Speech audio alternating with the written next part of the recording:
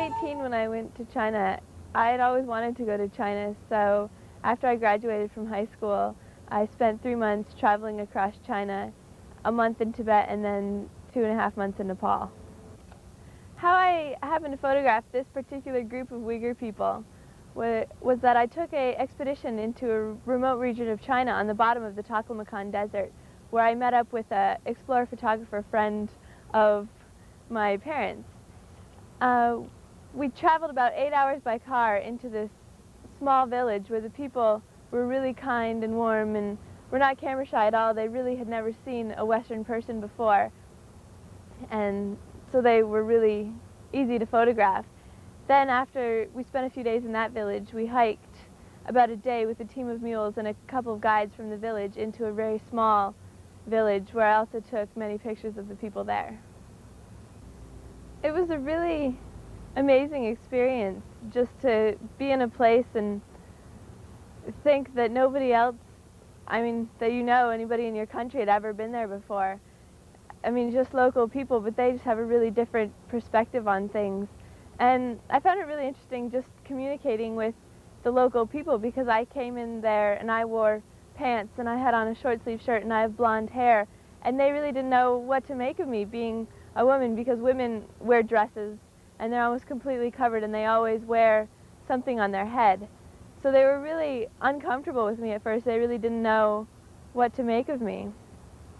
After a while of being with them, I figured out that I was making them uncomfortable, so I changed into a skirt, put on a long sleeve shirt, and tied a bandana around my hair. And after that, they were really a lot warmer, much more friendly, and the women would invite me into the kitchen and teach me how to cook, and the little girls would show me how to wash my clothes, and they were just really amazing people. They were so accepting and welcoming.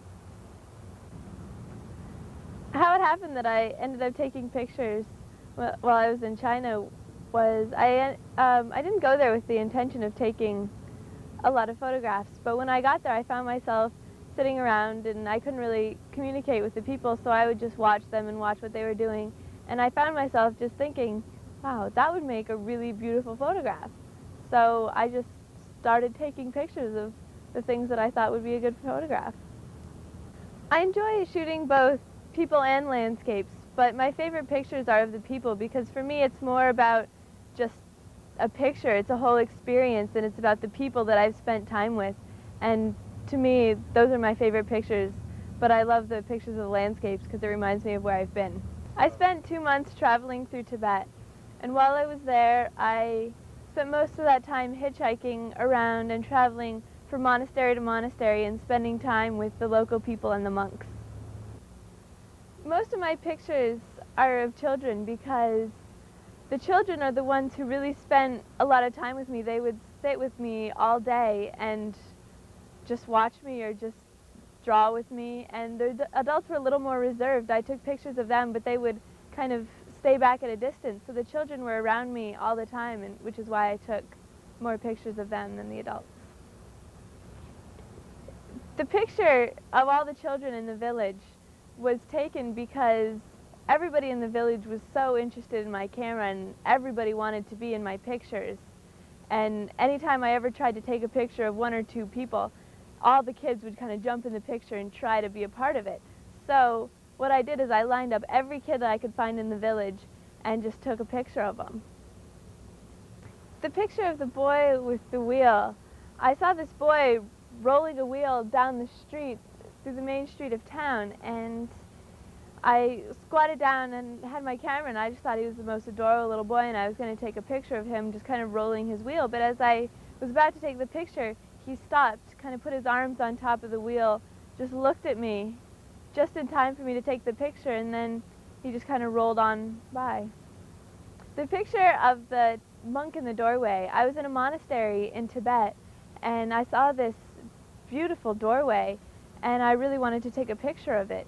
So I got my camera, I was focusing, and then this monk kind of came out. He went out, watered a plant, and then as he was walking back in, I just took the picture while he turned around and looked at me. I've never been schooled in either photography or art, so I really didn't go to China with the intention of taking pictures. But when I got there and I looked through my camera, I could just see something that looked like a beautiful picture, and it just felt really natural for me to be taking pictures. That could come from the fact that I was raised with 3 photographers, my mother, grandfather, and father, all take pictures. I intend to keep traveling and taking pictures while I travel because I found through my experiences in China that it's a really great way to relate and connect with the people. I would love to return to China. I had a great experience there, and I really made some connections with the people. When I was there, they offered me jobs teaching English in the schools there, so I would love to go back and see them. Tibet also. Tibet was a really beautiful place, and I feel that it's changing so quickly that I would love to go back and to experience their culture some more. My immediate plans are, I'm planning on going back to school and studying anthropology and psychology, and after that, hopefully next summer, I would love to go to Egypt. I'm really happy about the photography exhibit that's touring Maine. It took a little bit getting used to because I really didn't take my pictures with any intention of showing them, but I think it's turned out really well and it's a beautiful show.